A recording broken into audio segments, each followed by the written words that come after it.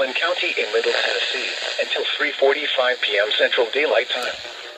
At 3:10 p.m. Central Daylight Time, a severe thunderstorm was located over Decherd, or near Winchester, moving northeast at 20 miles per hour. Hazard, 60 miles per hour wind gusts and quarter-size hail. Source, radar indicated. Impact, hail damage to vehicles is expected. Expect wind damage to roofs, siding, and trees.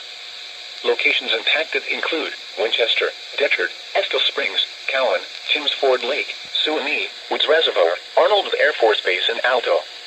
Prepare immediately for large hail and deadly cloud-to-ground lightning. Seek shelter inside a well-built structure. Stay away from windows.